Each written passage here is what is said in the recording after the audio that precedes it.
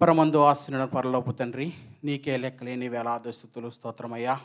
ప్రభా, ఇంతవరకు ప్రభా నిన్ను స్తుతించుటకు, ఆరాధించుటకు, కనపరచుటకు, మహిమపరచుటకు నువ్వు ఇచ్చిన ఈ శ్రేష్టమైన సమయాన్ని బట్టి వందనాలు, స్తుతులు ప్రభా. ప్రభా, మరి నీ వాక్కు మరి ప్రకటించుటకు ప్రభా, మరి నీ తోడు, నీ కృప మరి నాకు దయచేయండి ప్రభా. మరి ప్రభా, మరి మంచి నేల మీద పడిన విత్తనములుగా మరి ఫలించేటట్టు ప్రభు సహాయం చేయండి ప్రభా. మరి నా వాక్యం చెప్తున్నాడు ప్రభా, సిలువు చాటు నన్ను భద్రపరుచుకుని ప్రభా, నీవే కృప చూపి మరి సహాయం చేయమని ఈ చిన్ని ప్రార్థన నీ పాద సన్నిధికి చేర్చుకోమని మా ప్రభువును రక్షకుడైన యేసుక్రీస్తు నామమున అడిగి వేడుకుంటున్నాం తండ్రి, ఆమెన్.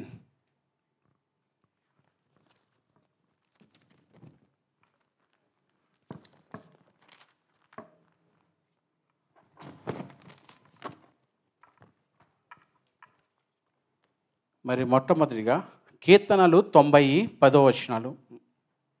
కీర్తనలు 90 10 ఎవరైనా చదవండమ్మా. మా ఆయుష్కాలము 70 సంవత్సరములు, అధిక బలం ఉన్న ఎడల 80 సంవత్సరములగును, అయినను వాటి వైభవము ఆయాసము దుఃఖమే. చాలమ్మా. మరి బైబిల్ గ్రంథంలో మనము జాగ్రత్తగా పరిశీలించినట్లయితే మన ఆది దంపతులైనటువంటి ఆదాము అవ్వల దగ్గర నుంచి ప్రపంచం యొక్క స్థితిగతులు, ప్రపంచంలోని మనుషుల ఆరంభమైనట్టు మనం ఎక్కడ చూస్తామండి? ఆది కాండంలో మనం చూస్తాం. మరి ఆదాము గారు మరి 930 సంవత్సరములు ఆదాము గారు మరి బతికినట్టు మనం బైబిల్లో చూస్తాం. మరి అతని సంతానంలోనే వచ్చిన మెతుషల అతని కంటే 39 సంవత్సరములు ఎక్స్ట్రాగా బతికినట్టు మనము చూస్తాం. అందుకే అంటాం కదా, బైబిల్లో ఎక్కువ కాలం బ్రతికిన వ్యక్తి పేరు ఏమిటండి? మెతుషల. మరి ఆది కాండము 5వ అధ్యాయం దాకా మరి చాలా చక్కగా ఉంటుంది. అంటే ఆది కాండము దేవుడు మరి ఆయుష్ని పెంచుకుంటూ వచ్చాడు 5వ అధ్యాయంలో. మరి 6వ అధ్యాయం వచ్చేసరికి మరి దేవుడిచ్చిన ఆయుష్ని మరి మనుష్యులు మరి దేవునితో సంబంధం లేకుండా మరి లోక సంబంధమైన వాటికి లోబడి దేవుణ్ణి విడిచిపెట్టినప్పుడు దేవుడు ఏం చేశాడండి? 6వ అధ్యాయంలో భయంకరమైన జలప్రళయం మనం వచ్చినట్టు మనం చూస్తూ ఉంటాం. మరి అందుకే దేవుడు ఒక నియమం పెట్టేశాడు. ఏమిటండి? 120 సంవత్సరాలని. మరి భక్తుడైన మోషే గారు మరి చెప్పిన విధంగా మా ఆయుష్కాలము 70 సంవత్సరములు, అధిక బలమున్న ఎడల 80 సంవత్సరములు. చూసారండి, ఎక్కడ 969 సంవత్సరాలు, ఎక్కడ 120 సంవత్సరాలు, ఎక్కడ 70 సంవత్సరాలు. అంటే 100 సంవత్సరాలు బ్రతికిన వ్యక్తులు ఒక్కసారిగా ఏమైపోయిందండి? తన ఆయుష్ ఎందుకు తగ్గిపోతూ వస్తుందండి? దానికి కారణం ఏంటండి? పాపం. మరి దేవుడు ఇచ్చిన ఆయుష్ని మరి లోక సంబంధమైన వాటికి మరి ఉపయోగించి దేవునికి దూరం అవుతూ వచ్చారు. మరి అటువంటి సమయంలో మరి దేవుడు ఏం చేశాడండి? 6వ అధ్యాయంలో భయంకరమైన జలప్రళయం వచ్చినట్టు మనం చూస్తాం.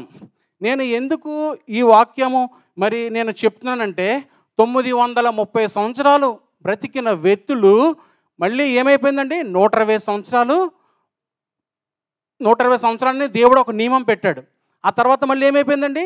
70 సంవత్సరములు, అధిక బలం ఉన్న ఎడల 80 సంవత్సరములు. కానీ మరి మోషే గారు 70 సంవత్సరాలు 80 సంవత్సరాలు అన్నారు.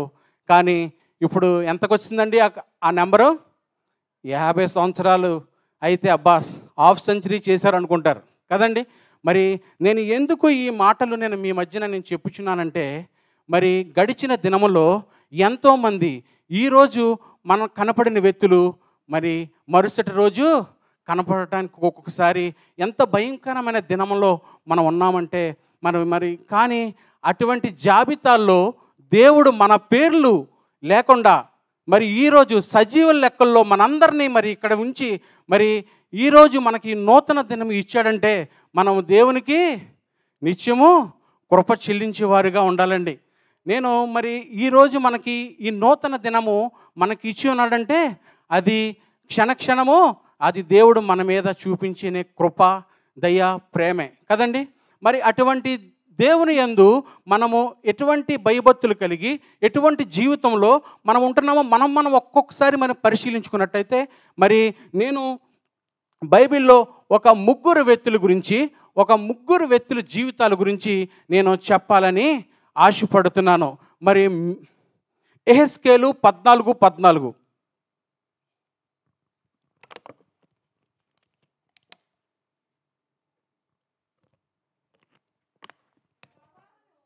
నోవాహును, దానియేలును, యోబును ఈ ముగ్గురు అట్టి దేశములో నుండినను వారు తమ నీతి చేతను తమ్మును మాత్రమే రక్షించుకుందురు. ఇది ప్రభువుకు యెహోవా వాక్కు. చాలమ్మ అందరూ ఒకసారి ఈ మాటను మనం పలుకుదామా? ఇదే ప్రభువుకు యెహోవా వాక్కు. మరి ఈ ముగ్గురు జీవితాల గురించి మనం చూస్తున్నట్లయితే ఈ ముగ్గురు జీవితాలు కొద్దిగా దగ్గర సంబంధం ఉన్నట్లు నేను చెప్తాను. అది ఏ విధంగా అంటే, ముగ్గురు కూడా వాస్తవానికి ఎవరు? నోవాహు, దానియేలు, యోబు. ఈ ముగ్గురు కూడా వాస్తవానికి మరణపు అంచులు దాకా వెళ్ళి దేవుని కృపచేత మరి మరణం నుంచి తప్పించుకున్నట్టుగా మనం చూస్తాం. మరి మొట్టమొదటి వ్యక్తి గురించి మనం చూసినట్లయితే నోవాహు గారి గురించి మనం చూద్దామండి. మరి నోవాహు గారి గురించి చూసినప్పుడు ఆదికాండము 6:9 మరి వచనం ఒకసారి మనం చదివినట్లయితే, నోవాహు వంశావళి ఇదే. నోవాహు నీతిపరుడును తన తరములలో నిందారహితుడై ఉండును. నోవాహు దేవునితో కూడా నడిచినవాడు. ఈ మాట మనందరం కలిసి చెప్దామండి. నోవాహు దేవునితో కూడా నడిచినవాడు. మరి నోవాహుకి మరి నేను వాక్ విత్ గాడ్ అంటాను. మరి లోకమంతా మరి లోక సంబంధమైన ట్రెండు అని ఫాలో అవుతుంటే ఒక్క నోవాహు కుటుంబం మాత్రము లోక సంబంధమైన ట్రెండ్ను ఫాలో అవ్వకుండా పరలోక సంబంధమైన ట్రెండ్ను సెట్ చేసుకుని దేవునితో నడిచినట్టుగా మనము చూస్తూ ఉంటాం. మరి పైనున్న ఆకాశమందున్న దేవుడు మరి కనుదృష్టి ఎవరి మీద పడిందండి? నోవాహు కుటుంబం మీద పడినట్టుగా మనం చూస్తూ ఉంటాం. మరి ఆకాశం అంటే మనకు కనిపించే ఆకాశం అండి? కాదండి. మరి కీర్తన గ్రంథంలో ఆకాశములు దేవుని మహిమను ప్రచురపరుచుచున్నవి అన్నారు. అంటే అక్కడ ఆకాశము అనలేదు, అంటే ఆకాశములు అన్నారు. ఆకాశములు. మరి దీనికి వివరణ భక్తుడైన పౌలు తాను చూసిన దర్శనములో నేను 3వ ఆకాశమునకు ఎక్కినప్పుడు అని ఉంటుందండి. మీరు ఎప్పుడైనా విన్నారా మాట? అంటే అక్కడ ఉన్న ఆకాశము మనకు కనిపించే ఆకాశం కాదండి, పైనుండే 3 ఆకాశాలు. పైనుంచి 3 ఆకాశాల పైనుంచి చూస్తున్నప్పుడు దేవుడు కనుదృష్టి ఎవరి మీద పడిందండి? నోవాహు కుటుంబం మీద పడినట్టుగా మనము చూస్తుంటాం. మరి నోవాహు కుటుంబం మరి అక్కడ నోవాహు కుటుంబం మీద పడినట్టుగా మనం చూస్తూ ఉంటాం. కానీ మనం అనుకుంటాం దేవుడు మనల్ని చూడలేదేమో అని కొంతమంది అనుకుంటారు. కానీ కొన్నిసార్లు మనకు బాధ ఉన్నప్పుడు దేవుడు మనల్ని పట్టించుకోవట్లేదేమో అనుకుంటారు. చాలాసార్లు మన పాస్టర్ గారు వాక్యంలో చాలాసార్లు చెప్తారండి. ఏం చెప్తారండి? మీ బాధలు ఏమైనా ఉంటే దేవుని దగ్గర మీరు మొరపెట్టండి. మనుషులను నమ్ముకుంటారు మీరు. మనుషులను నమ్ముకోవటం వల్ల అది వృధా కదండి. మనం ఎవరైనా మనుషుల దగ్గరికి వెళ్ళి మన కష్టాలన్నీ చెప్పుకుని బాటిళ్ళు కన్నీరు కాచేస్తూ ఉంటాం మనుషుల దగ్గర. మన బంధుమిత్రుల దగ్గర అవనండి, మన స్నేహితుల దగ్గర అవనండి, ఎవరి దగ్గరైనా కదండి. బాటిల్ కన్నీరు కాచేస్తూ ఉంటాం. మరి ఆ కన్నీరుకి విలువ ఉంటుందండి? మీరు కన్నీరు కాచిన తర్వాత వాళ్ళు ఏమంటారంటే, మీరు వాళ్ళ దగ్గరికి వెళ్ళిన వెంటనే మీ కష్టాలు విన్న వెంటనే మామూలుగా వాళ్ళ ఫ్రెండ్స్ కాబట్టి, అయ్యో మీకు ఇంత కష్టం వచ్చిందా, కానీ మరి ఏం చేద్దాం, కానీ నువ్వేం బాధపడకని ఓదార్చడానికి ఆ 10 నిమిషాలు ఆ 15 నిమిషాలు మనల్ని ఓదార్చడానికి వాళ్ళు చూస్తారు. ఒక్కసారి మీరు ఆ ప్లేస్ నుంచి తప్పుకోండి, వెంటనే వాళ్ళు ఏం చేస్తారు? మన కన్నీళ్ళని హేళనగా మాట్లాడతారు. మన కన్నీళ్ళని ఎవరికైనా ఫోన్ చేసి తీసి ఆవిడొచ్చింది నా గురించి చెప్పింది, నా ముందే చెప్పాను ఆవిడకి అలా చేయొద్దని, చూసావా ఎంత కష్టపడుతుందో అని చాలా దారుణంగా, చూసావా అతను వచ్చాడు నా దగ్గరికి నేను అని వాళ్ళ గురించి హేళనగా మాట్లాడతారు. అందుకే మీరు మనుషుల దగ్గర మొరపెట్టడం, మన పాస్టర్ గారు చాలాసార్లు వాక్యంలో చెప్తూ ఉంటారు, మీరు మనుషుల దగ్గర ఎక్కువ మీరు మొరపెడతా ఉంటారు. కానీ మీరు మనుషుల దగ్గర మీరు కాచిన కన్నీళ్ళు, ఎన్ని కన్నీళ్ళు కాచినా అది హృదయ. కానీ దేవుడి దగ్గర మీరు కాచిన ఒక్క కన్నీరు బొట్టు కూడా దేవుడు ఏం చేస్తాడంటే తెలుసండి, ఒక బుడ్డిలో దాచి దానికి విలువనిస్తాడంటండి. మీరు కాచే కన్నీరు మనం అనుకుంటాం దేవుడు పైనుంచి వస్తాడా లేదా అని మనం అనుకుంటాం. కాదండి, దేవుడు గొప్ప దేవుడు అండి. మనం అనునిత్యం మనల్ని చూసే దేవుడుగా ఉన్నాడండి. మరి అటువంటి సమయంలో మరి నోవాహు గారికి మరి దేవుడు ప్రత్యక్షమయ్యి ఏం చెప్పాడండి, నేను జలప్రలయము భూమి మీదకి వస్తుంది కాబట్టి నోవాహు గారిని దేవుడు ఏం చేయమన్నాడండి, ఓడ కట్టమని ఆజ్ఞాపించును. మరి ఇక్కడ నోవాహు గారు మరి ఆ ఓడ ఎన్ని సంవత్సరాలు కట్టారు, ఆ ఓడ కట్టడానికి ఎంతమంది హెల్ప్ చేశారనేది మనం చూస్తున్నప్పుడు మొట్టమొదటిగా నోవాహు గారి భార్య నోవాహు గారికి మరి సహాయపడినట్టు మనం చూస్తాం. మరి చాలామంది మరి అప్పుడున్న నోవాహు గారి వారి భార్య మనకెందుకండి బాబు ఈ ఓడ కట్టడం అని ఉంటే మరి నోవాహు గారు మరి అక్కడ మరి సహాయం పొందుకుందండి భార్య ద్వారా.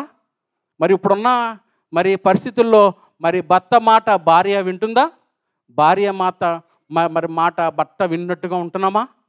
ఒక్కసారి మనం ఆలోచించుకోవాలి. ఆ టైంలో నోవాహు గారికి మంచి సహాయ సహకారాలు అందించిన భార్య గారు మరి అక్కడ మరి ఉన్నట్టుగా మనం చూస్తూ ఉంటాం. మరి మనం కూడా మరి ఏదైనా మరి ఇంట్లో సమస్య కానీ ఏమైనా వచ్చినప్పుడు ఏదైనా హెల్ప్ చేయాలనుకున్నప్పుడు భార్య భర్త మాట వినాలి, భర్త భార్య మాట వినాలి. అలాగే మరి నోవాహు గారికి ఒక 3 కుమారులు ఉన్నారు. వాళ్ళ 3 కుమారులను కూడా మరి ఓడ కట్టుటకు మరి అప్పుడున్న మరి 3 కుమారులు ఏమని ఉంటారండి మరి నోవాహు గారి దగ్గర, ఏంటి డాడీ ఆ దేవుడు నీకు చెప్తే మేమేం చేస్తాం డాడీ, ఓడ మనం ఎందుకు కట్టాం డాడీ అని మరి అనుంటారా ఆ 3 కుమారులు అనేవారుగా ఉన్నారండి. మరి ఇప్పుడున్న ఈ రోజుల్లో ఉన్న కుమారులు మరి తండ్రి మాట వినేవారుగా ఉన్నారా? మనం ఒకసారి పరిశీలించుకోవాలి. మరి మనం ఎంతమంది మన తండ్రి మాట వినేవారుగా ఉంటున్నాం? మరి ఆ టైంలో మరి నోవాహు గారి మాట మరి వినినట్టుగా మరి కుమారులు ఉన్నారు. నోవాహు గారు ఏం చేశాడండి, బత్తిలో కుటుంబాన్ని కట్టుకున్నాడు, బత్తిలో కుమారులను కూడా కట్టుకున్నాడు. మరి ఇప్పుడు అసలైన పెద్ద సబ్జెక్ట్ ఏంటంటే మరి కుమారులకి భార్యలు ఉంటారు. అంటే ఎవరండి, 3 కోడళ్ళు. మరి కోడళ్ళ గురించి మాట్లాడాలంటే మరి ఈ సీజన్లో ఉన్న కోడళ్ళ గురించి మాట్లాడాలంటే అది పెద్ద సబ్జెక్టే. అది ఇప్పుడు అవే సబ్జెక్ట్ కాదు కదండి. మరి ఆ టైంలో మరి కోడళ్ళు మరి సహాయం చేస్తుంటారా నోవాహు గారికి? ఏంటి మాయ గారు ఓడ కట్టడమా, అది ఏమో చిన్న విషయం అనుకుంటున్నారా? ప్రపంచానికి సరిపడే ఓడ, దానికి ఎంత కొలతలు ఉన్నాయి, దాన్ని మనం కట్టగలమా అని మరి ఆ టైం అని ఉంటారండి? అనలేదండి. ఇందులో ఏమిటంటే నోవాహు గారు వారి భార్య నిజంగా చాలా గ్రేట్ అండి.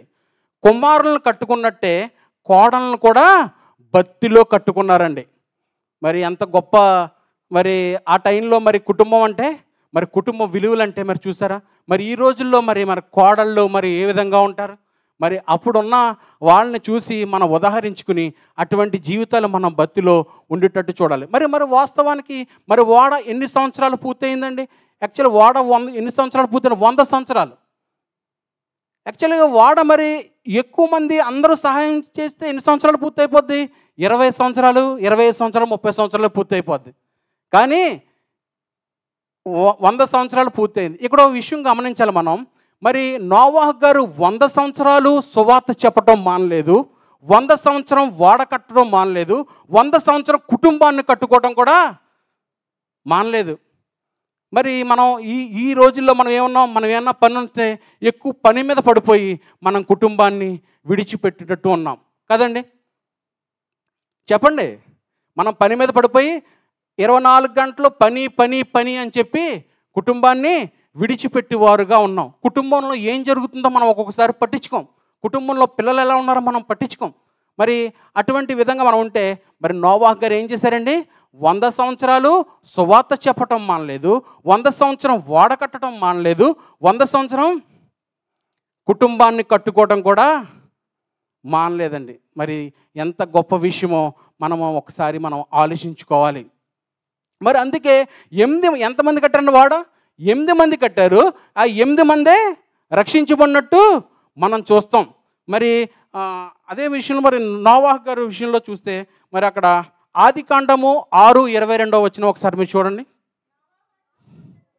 నోవాహు అట్లా చేసెను, దేవుడు అతనికి ఆజ్ఞాపించిన ప్రకారము యావత్తు చేసెను. దేవుడు అతనికి ఆజ్ఞాపించిన ప్రకారము యావత్తు చేశాను. మరి అక్కడ దేవుడు చెప్పినట్టు మరి నోవాహు చేసినట్టుగా మనము మరి వాక్యము మనకు సెలవిస్తుంది.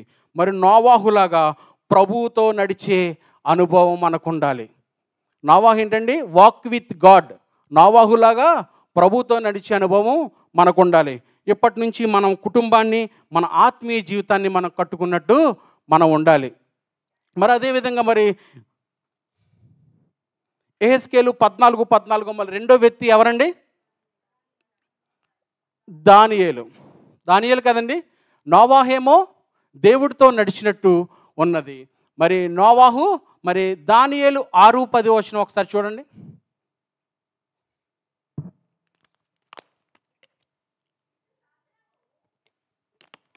చెప్పండి అమ్మ. ఇటు శాసనము సంతకము చేయబడినని దానియేలు తెలుసుకి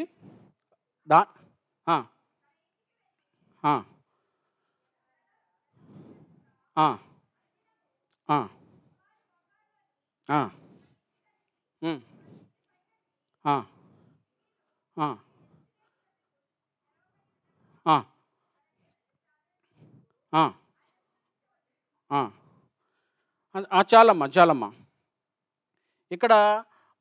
ఇక్కడ ఒక శాసనం చేయబడింది. యాక్చువల్గా ఒకసారి మనం మాట్లాడుకుందాం. మనం ప్రార్థన ఎప్పుడు చేస్తామండి?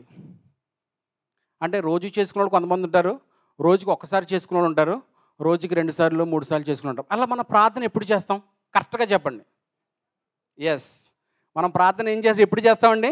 కష్టాలు ఉన్నప్పుడు చేస్తాం, అంతే కదండి. ఎక్కువ కష్టాలు ఉన్నప్పుడు ప్రార్థన చేస్తాం. కానీ దానియేలుకి అలా కదండి. ప్రార్థన చేస్తే దానియేలుకి కష్టం వచ్చిందంటండి. నిజమేనండి? ప్రార్థన చేస్తే దానియేలుకి కష్టం వచ్చిందంటండి. మరి దానియేలుని ఏదో విధంగా మరి చెరసాల్లో వేయాలని అక్కడ ఉన్న 120 మంది పెద్దలు మరి చూస్తున్నప్పుడు మరి దానియేలులో ఏ తప్పు కూడా మరి వారికి దొరకలేదంటండి. మరి దానియేలు నీతిమంతుడిగా ఉన్నాడు, దానియేలు యథార్థవంతుడిగా ఉన్నట్టు మనం చూస్తాం. మరి ఆఖరికి ఏం చేశారండి? అట్టి శాసనము అంటే ఏంటండి? ప్రార్థన చేయకూడదని ఒక శాసనము చేసి ఉన్నారు. మరి శాసనం చేసిన మరి దానియేలు మరి ప్రార్థన చేయటము మానడండి ప్రార్థన చేయటం మానలేదండి. దానియేలు 3 సార్లు భోజనం చేశాడో మరి బైబిల్లో లేదు, కానీ దానియేలు 3 మరి ప్రార్థన చేసినట్టు మరి బైబిల్లో ఉంది. మరి దానియేలుని తీసుకెళ్ళి ఏం చేశారండి? సింహము బోన్లో పడేశారు. మరి దానియేలుని సింహం బోన్లో పడేసినప్పుడు మరి సింహాలు చాలా ఉంటాయి అక్కడ. మరి వెంటనే మరి దానియేలుని ఏం చేయాలండి? మరి పీక్ తినేయాలి కదండి. ఇక్కడ ఒకటి మనం గమనించాలి. మనం అనుకుంటాం దానియేలు అంత ప్రార్థనాపరుడుగా ఉన్నాడు కదా, మరి ఆ శాసనం చేసినప్పుడు కూడా ప్రార్థన విడవకుండా చేసి ఉన్నాడు కదా, మరి దేవుడు గొప్ప దేవుడు కదా, మరి దానియేలుని అసలు సింహాల బోనులోకి వెళ్లకుండా చేయొచ్చు కదా అని మనకు చాలామందికి మరి ఇక్కడ అనుకుంటామండి. యాక్చువల్గా ఏంటంటే సింహాల బోనులోకి వెళ్లకుండా చేయాలంటే దేవునికి ఒక చిన్న పని చేయొచ్చండి, కానీ అది ఏమవుతుందండి? జస్ట్ మిరాకిల్ అవుద్ది. మరి సింహాల బోన్లోకి వెళ్ళిన తర్వాత సింహాల బోన్లో నుంచి మరి తను మరి బయటకు వచ్చినప్పుడు ఏమవుతుందండి? బెస్ట్ మిరాకిల్ అవుద్దండి. దేవుడు ఎప్పుడు జస్ట్ మిరాకిల్స్ చేయడండి, బెస్ట్ మిరాకిల్సే చేస్తాడు. మరి సింహాల బోన్లోకి వెళ్ళినప్పుడు మరి దానియేలు సింహాలు ఎందుకు ఏమి చేయలేదండి? సామెతల గ్రంథంలో ఒక మాట ఉంటుంది. ఏమిటండి అది? యథార్థముగా ప్రవర్తించేవారు సింహము వలె ధైర్యముగా ఉందురు. ఏంటండి అన్నమాట? యథార్థంగా ప్రవర్తించేవారు సింహం వలె ధైర్యంగా ఉందురు. మరి ఆ రోజు సింహాలకు దానియేలు ఏ విధంగా కనిపించుంటాడండి? ఒక సింహంలాగా కనిపించుంటాడు. అంతే కదండి, ఒక సింహంలాగా మరి కనిపించుంటాడు. మరి ఆ సింహాలు మరి దానియేలుని ఏమీ చేయకుండా రాత్రంతా మరి అలా ఉన్నదంటే, సింహాలకు ఒక రూల్ ఉంది. ఏంటో తెలుసండి? ఒక సింహము ఇంకొక సింహాన్ని చంపుకు తినదండి. ఒక సింహము ఇంకో సింహాన్ని చంపుకు తినదు. మరి అక్కడ సింహంలాగా దానియేలుకు మరి వాళ్ళ సింహాలకు దానియేలు సింహంలా కనిపించున్నాడు కాబట్టి మరి నేను అనుకుంటాను, అంటే నేను ఈ వాక్యం చదువుతున్నప్పుడు నేను ఒకటి అనుకున్నాను. మరి బైబిల్ గ్రంథంలో మరి సింహాలకు ఉపవాస ప్రార్థన పెట్టింది ఎవరైనా ఉన్నారంటే దానియేలండి. నేను అనుకుంటున్నాను ఉపవాస ప్రార్థన అని నేను ఎందుకన్నానంటే, ఉపవాస ప్రార్థన అయిన తర్వాత మన పాస్టర్ గారు మరి ఇక్కడ చర్చిలో ఉపవాస ప్రార్థన అయిన తర్వాత ఏం చేస్తారని, ఇక్కడ మధ్యాహ్నం అయితే లంచ్ అరేంజ్ చేస్తారు. ఇప్పుడు మనం రీసెంట్గా మనం స్టార్ట్ చేస్తాం మొహరక్లో ఫాస్టింగ్ ప్రేయర్. అక్కడ ఆ ప్రేయర్ అయిన ఏం చేస్తామండి, డిన్నర్ అరేంజ్ చేస్తారు. కంపల్సరీ ఒక ప్రేమ విందంటూ ఉంటుంది. ఎక్కడ ఫాస్టింగ్ ఎక్కడ ఉపవాస ప్రార్థనలు జరిగినా, అది ఒక రోజు అవని, 2 రోజులు అవని, 3 రోజులు అవని, ఫాస్టింగ్ ప్రేయర్ ఎంత అయిపోయిన తర్వాత ఏం చేస్తారండి, అక్కడ ఒక ప్రేమ విందు ఉంటుంది కదండి. మరి ఆ రాత్రంతా దానియేలుని ఏమీ చేయకుండా మరి సింహాలు నోరు కట్టుకుని ఉన్నందుకు దేవుడు ఏం చేశాడో తెలుసండి? బైబిల్లో దానియేలు 6:24 ఒకసారి చూడండి. రాజు ఆజ్ఞ ఇయ్యగా దానియేలు మీద నింద మోపిన మనుష్యులను వారు తోడుకుని వచ్చి సింహాల గృహలో పడదోసిరి. వారిని, కుమారులను, వారి భార్యలను పడదోసిరి. వారి గుహాడునకు రాక మునుపే సింహములు పాలైరి. సింహములు వారి ఎముకలను సహితము పగలగొరికి పొడి చేసెను. ఇక్కడ చూసారండి, ఎంతమంది పెద్దలను వేస్తారంటే సింహం బోన్లో 120 మంది పెద్దలు. మరి 120 మందికి భార్యలు ఉంటారు కదండి. ఎంతమంది అండి? ఒక్కొక్క భార్య ఉన్న చొప్పున ఎంతమంది అండి? 120. మళ్ళీ వాళ్ళకి యావరేజ్గా 2 కుమారులు కానీ ఇద్దరు కూతుర్లు కానీ వేసుకుందాం, వాళ్ళిద్దరికి యావరేజ్గా మొత్తం ఎంత అవుతుందండి? 240 మొత్తం ఎంత అండి? 480 మంది. ఆ రాత్రంతా దానియేలుని ఏమీ చేయకుండా ఉన్నందుకు దేవుడు ఏం చేశాడండి? ఒక గొప్ప ప్రేమ విందు సింహాలకు మరి అక్కడ అరేంజ్ చేసినట్టుగా మనం చూస్తాం. నిజమే కదండి. ఒక దానియేలుతో పోదునేమో, కానీ అక్కడ ఆ రాత్రంతా దానియేలుని ఏమీ చేయకుండా ఉన్నందుకు సింహాలకు ఏమైందండి? పొద్దున్న ఒక్కొక్క ఇక్కడ 500 సింహాలు నుంచి 1000 సింహాలుగా ఉన్నట్టుగా మనం చూస్తూ ఉంటాం. మరి ఈ ఎంతమంది, ఈ 480 మంది కూడా మరి సింహాల పాలైనట్టుగా మనము చూస్తూ ఉంటాం. మరి దానియేలు ఒక్కడే యోధా గోత్రపు సింహము బిడ్డలాగా ఆ రాత్రి అంతా ఉన్నందుకు మరి దేవుడు మరి దానియేలు మీద కృప చూపించి ఉన్నాడు. అంతేనండి, ప్రార్థన అనేది చాలా అవసరం మన జీవితంలో. దానియేలు మరి దేవునితో మాట్లాడే విధంగా మనం ఉండాలి. నేను ఈ ప్రార్థన గురించి చెప్పినప్పుడు నేను ఒక చిన్న, నా జీవితంలో నా కుటుంబంలో జరిగిన ఒక చిన్న విషయం నేను చెప్పాలని ఆశపడుతున్నాను. నేను ఈ సంఘంలో చాలాసార్లు నేను ఈ మాట నేను చెప్పి ఉన్నాను. అంటే మా ఇంట్లో ప్రేయర్ జరిగిన పాస్టర్ గారు వచ్చినప్పుడు ఎప్పుడొచ్చినా నేను ఈ మాట, ఈ చిన్న సాక్ష్యం చెప్తూనే ఉంటాను. అది ఏంటంటే, నేను ఈ దానియేలు గురించి చెప్పినప్పుడు దానియేలు ప్రార్థనతో దేవుడితో మాట్లాడే అనుభవం ఉంది కదండి. అలాగే మరి ప్రార్థన అన్నది ఎంత దేవునితో మన సంబంధం కలిగి ఉంటుందో అన్నది నేను చెప్తాను. మా అమ్మగారు మరి నేను చిన్నప్పటి నుంచే మా అమ్మగారు, మేము క్రైస్తవ జీవితంలో ఉన్నామండి. మా అమ్మగారు తెల్లవారుజామున పొద్దున్నే 3:30కి లేచి మోకాళ్ళు వచ్చి మొత్తం మా ఏరియాలో ఆ చివరి నుంచి చివరి దాకా కుటుంబాల గురించి, మా బంధుమిత్రుల గురించి, అందరి గురించి ఆవిడ ప్రార్థన చేస్తూ ఉంటుంది. మరి అలా ప్రార్థనా జీవితం గడుపుతున్నప్పుడు మా అమ్మ మరి 2007లో మరి మా నాన్నగారు చనిపోయారండి. 2011లో మా అమ్మగారికి ఒక చిన్న సర్జరీ చేసి ఉన్నాం. ఆ సర్జరీ చేయటం వల్ల సైడ్ ఎఫెక్ట్ వచ్చి మా అమ్మగారికి మరి బలహీనపడ్డారు. ఆ టైంలో నాకు నాకు మా అన్న, నేను, మా అక్క వెంటనే ఆ రిపోర్ట్ వచ్చింది. ఆ రిపోర్ట్లో క్యాన్సర్ అని తేలిందండి. మేము చాలా బాధపడ్డాం.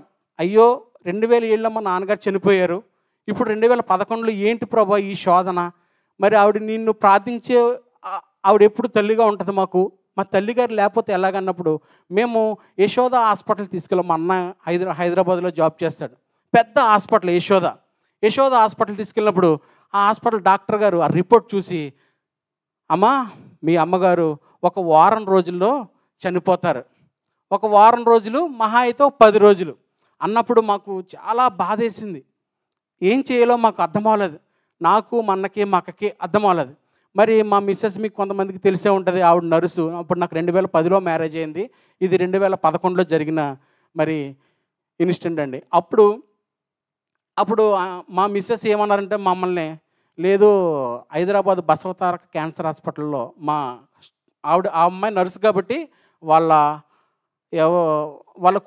వాళ్ళ స్టూడెంట్ ఒక అమ్మాయి, ఆ అమ్మాయితో అదే చదివిన స్టూడెంట్ అమ్మాయి అక్కడ హాస్పిటల్లో వర్క్ చేస్తుందంటే అక్కడ ఆ హాస్పిటల్కి తీసుకెళ్ళాం. ఆ హాస్పిటల్కి తీసుకెళ్ళినప్పుడు సేమ్ యశోద హాస్పిటల్లో డాక్టర్ గారు ఏదైతే చెప్పి ఉన్నారో సేమ్ ఆవిడ కూడా అక్కడ, ఆవిడ పేరు వసుంధర, ఆవిడ బ్రాహ్మణ్ అండి ఆవిడ. అప్పుడు సేమ్ ఆవిడ అదే చెప్పింది, అమ్మ మీ అమ్మగారు ఇంకెక్కువ కాలం బతకరు, ఈ ఏజ్లో మీ అమ్మగారిని ఇబ్బంది పెట్టడం మంచిది కాదు, వైద్యం చేసినా కూడా యూజ్ ఉండదు, మీరు ఇంటికి తీసుకెళ్ళిపోయి 10 రోజులు ఎంతకాలం 10 రోజుల కన్నా ఎక్కువ బతకదు అన్నప్పుడు చెప్తే మాకు ఏం చేయాలో అర్థం అవ్వలేదు. మేము మామూలుగా మాకు మా తల్లి గారి గురించి కాబట్టి మేము చాలా బాధపడి అక్కడ మా సిస్టరు, మా మిస్సెస్, మా వదిన, మేము అందరం హైదరాబాద్ ఉన్నప్పుడు మాకు ఏం చేయాలో అర్థం అవ్వట్లేదు. అప్పుడు మేము ఆవిడని రిక్వెస్ట్ చేసాం. అప్పుడు ఆవిడ మా బాధను చూసి, సరే మీరు అడుగుతున్నారు కాబట్టి మేము ట్రీట్మెంట్ చేస్తాం, ట్రీట్మెంట్ చేసినా మీ డబ్బులు వేస్ట్ తప్ప ఏముండదు అన్నప్పుడు, కాదండి ట్రీట్మెంట్ చేయమని అడిగినప్పుడు అక్కడ ట్రీట్మెంట్ మొదలుపెట్టినప్పుడు నిజంగా వాళ్ళు చెప్పినట్టే ఐసీయూ దాకా వెళ్ళిపోయారు మా అమ్మగారు. అక్కడ ఐసీయూ దాకా వెళ్ళినప్పుడు మా అమ్మగారు రోజు ఈయన తిని ఏమి తినేవారు కాదండి. మా అమ్మగారు ఒకటి అడిగేవారు. నేను కానీ మా అక్క కానీ మా అన్న కానీ కూర్చున్నప్పుడు ఒక ప్రార్థన, ఒక వాక్యం, ఒక పాట, ఈ 3 మాత్రమే అడిగేవారు ఆవిడ. ఎప్పుడు కూడా ఆవిడ అలాగే ఉండేది. డాక్టర్స్ రౌండ్కి వచ్చినప్పుడు మా మదరు ఎప్పుడు డాక్టర్స్ రౌండ్కి వచ్చినప్పుడు మరి డాక్టర్ మోటివేషన్ చేస్తారు కదా, అమ్మ నీకేం అవదమ్మా అన్నప్పుడు మా అమ్మగారు ఏమనేవారు తెలుసండి, నా దేవుడు నిజమైన దేవుడు, నాకేం అవదండి, మీరందరూ కంగారు పడతారు తప్ప అనేవారు. ఎప్పుడు రౌండ్స్కి వచ్చినా మా అమ్మగారు వెళ్ళి మామూలుగా మాట్లాడితే నా దేవుడు గొప్ప దేవుడు అని ఒక్క మాట మాత్రమే మాట్లాడేవారండి.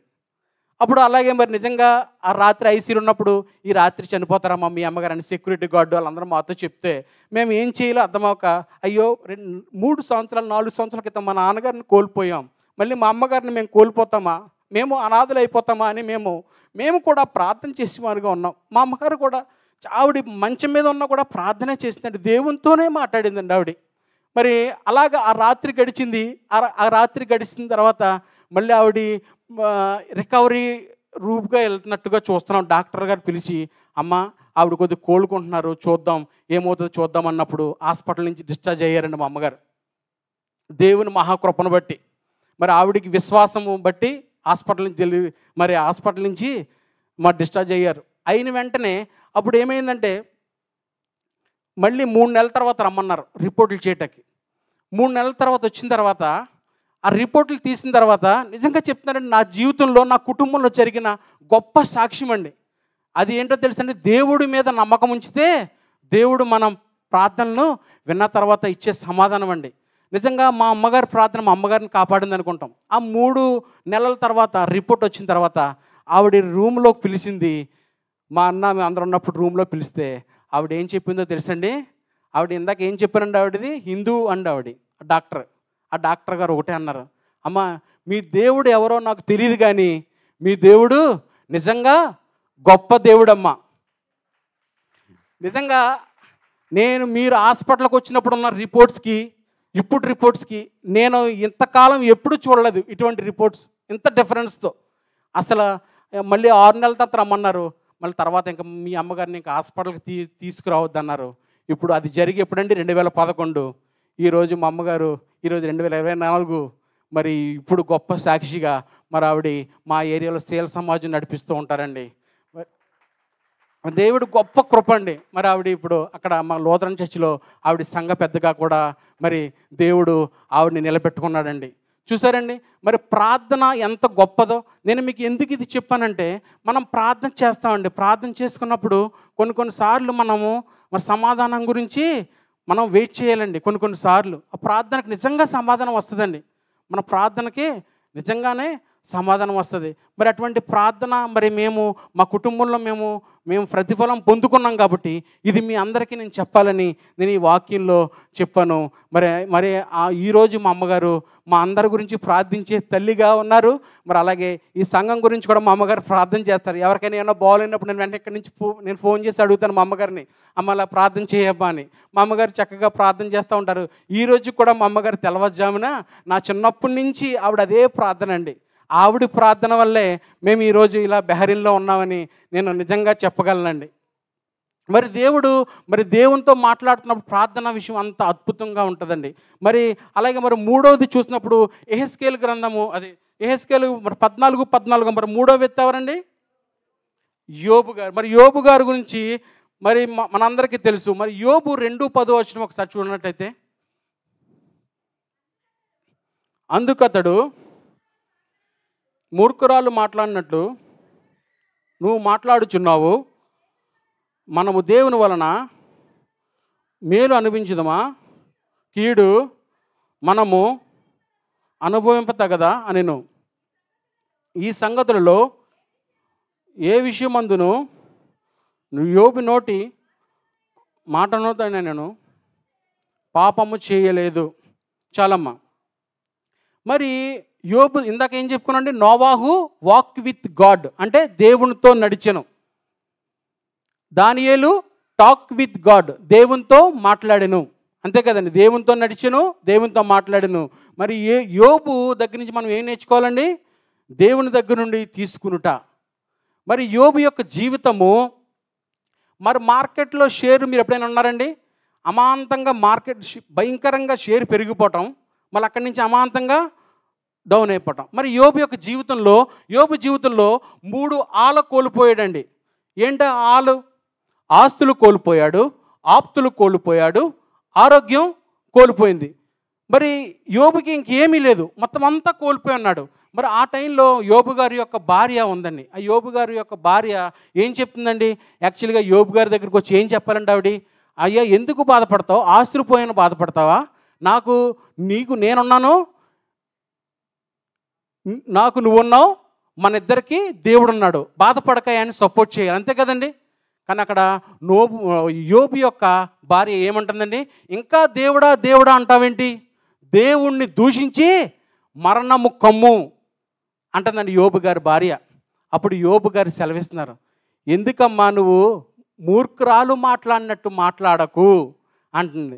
అంటే యోబు గారు ఒక మంచి మాట అన్నారండి, దేవుని అన్న మేలును పొందినము, మరి కీడును పొందడం మనం తగదా అన్నాడు. ఎంత గొప్ప మాట అండి. దేవుని దగ్గర ఆశీర్వాదాలు తీసుకుంటాం, మరి కీడును ఒకసారి తీసుకునే విధంగా మనం ఉన్నామండి. మరి యోబు ఎటువంటి క్లిష్ట పరిస్థితుల్లో ఉన్నాడండి, అయినను దేవుణ్ణి స్తుతించడం మానలేదు. మనం ఒక్కోసారి నేను సోషల్ మీడియాలో మీరు కూడా విని ఉంటారు, బెంగళూరులోనే ఎక్కడో జరిగింది ఈ విషయం. 10th క్లాస్ పాప టీవీ చూస్తుందంట. టీవీ చూస్తుంటే తల్లి ఏమన్నదంటే, అమ్మ ఎగ్జామ్స్ ఇంకా 2 రోజులు ఉన్నాయి, టీవీ కట్టేసి చదువుకో అన్నదంట. ఆ అమ్మాయి అయినా ఆ తల్లి మాట వినకుండా మళ్ళీ టీవీ చూస్తుందంట. వెంటనే పాపం తల్లి మరి కొద్ది కోపం వస్తుంది కదండి, కోపం వచ్చి అమ్మాయి ఆ తల్లి కూడా ఏం చేయలేదంటండి, ఆ చేతిలో ఉన్న రిమోట్ తీసుకుని టీవీ కట్టేసిందంట.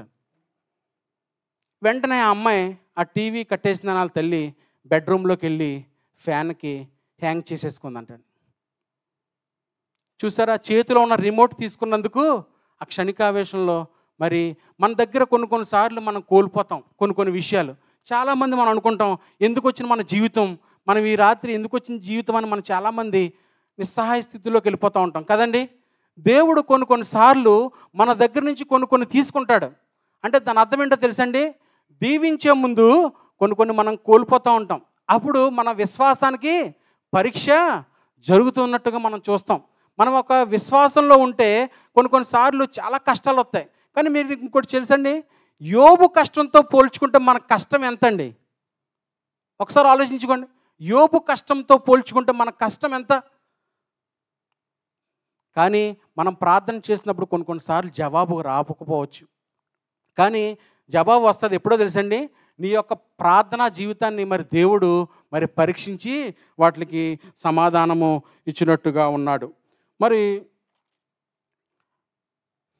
మరి యోబుని మరి మొదట యోబు దగ్గర ఉన్నదంతా కోల్పోయాడు. మరి యోబు 42:12 ఒకసారి చూడండి చివరగా.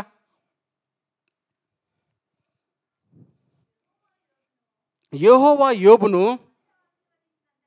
మొదట ఆశీర్వదించినట్టుకంటే మరీ అధికముగా ఆశీర్వదించెను. చాలమ్మా. చూసారండి, యోబు మొత్తము అతను దున్నదంతా కోల్పోయినప్పుడు వాళ్ళ భార్య ఏమందండి, ఇంకా దేవుడా దేవుడా ఎందుకంటావు, వెంటనే దేవుణ్ణి దూషించి మరణము కమ్ము అంది. అప్పుడు యోబు యొక్క విశ్వాసం ఎలా ఉందండి, చివరికి అన్నీ కోల్పోయాడు. ఆస్తులు కోల్పోయాడు, వాళ్ళ ఆప్తులు కోల్పోయాడు, ఆరోగ్యం కోల్పోయాడు, అన్నీ కోల్పోయాడు. అయినప్పటికీ కూడా యోబు దేవుణ్ణి విడిచిపెట్టలేదండి. మరి ఒక్కసారి మరి మనం ఆలోచించుకోవాలి. మరి దీవించే ముందు మన దగ్గర కొన్నిసార్లు కోల్పోతూ వస్తూ ఉంటాయి. మరి తర్వాత మరి యోబు ఏం పొందుకున్నాడండి? రెట్టింపు ఆశీర్వాదాలు పొందుకున్నట్టు మనం చూస్తాం. మరి ఈ రాత్రికాల సమయంలో మరి నేను ఈ చెప్పిన 3 విషయాలు, నోవాహు దేవునితో నడిచే విధంగా ఉన్నాడు, మనం కూడా దేవునితో నడిచే అనుభవం కలిగి ఉండాలండి. మరి దానియేలు దేవునితో మాట్లాడే అనుభవంతో కలిగి ఉన్నాడు. అట్టి విధంగా మనం కూడా దేవునితో మాట్లాడే అనుభవం మనం కలిగి ఉండాలి. మరి అలాగే యోబు దేవుని దగ్గర తీసుకునే విధంగా ఉన్నాడు. మరి అలాగే మనం కూడా దేవుని దగ్గర తీసుకునే అనుభవం మనం కలిగి ఉండాలి. మరి ఈ రాత్రికాల సమయంలో ఈ 3 మాటలు మనము మరి ధ్యానం చేసుకుని వాక్యానుసారం నడవాలని నేను ఈ వాక్యాన్ని నేను ముగించుచున్నాను. మరి దేవునికే వందనాలు. Thank you.